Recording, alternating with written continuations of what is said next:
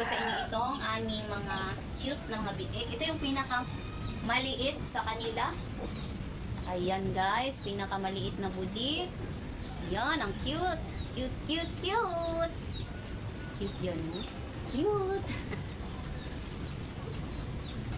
Ayan, tapos dito sila guys. Oh, natulog na sila guys kasi ano, tapos na silang magdidi guys, kaya natulog na sila.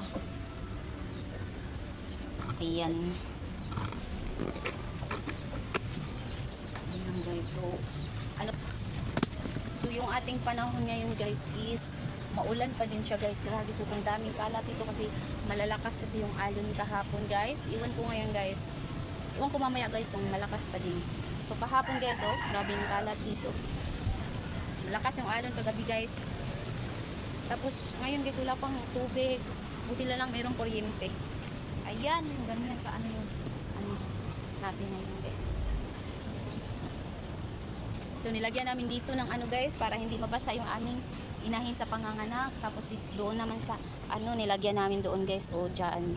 Nilagyan namin dyan yung ng ano semento guys, ba sinimentuhan namin din kahapon guys para hindi siya madisturbo ng mga malalaking alon kahapon. So effective naman yung ginawa namin kahapon guys kasi hindi naman napasukan doon sa loob ng ano malalaking alon. So ayun lang guys. Thankful pa rin ako guys no na laki ng bilbil ko guys. Yan itong mga makukulit na mga biik. So ayan, happy pa din ako guys kasi okay yung panganganak ni Mama Budi, friends Mama Budi ko. Yan.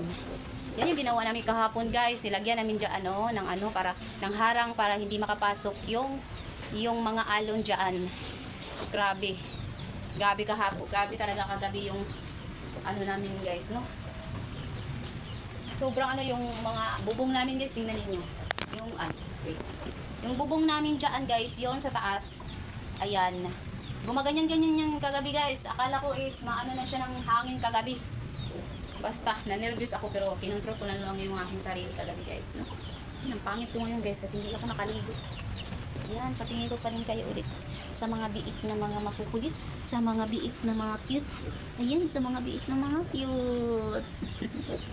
Mga cute man iyan mga biik guys. Tingnan nyo guys. Hindi ko na lang sila kukulitin, baka budit na naman sila guys. So, ayan guys, thank you guys for watching. See you tomorrow sa ating video.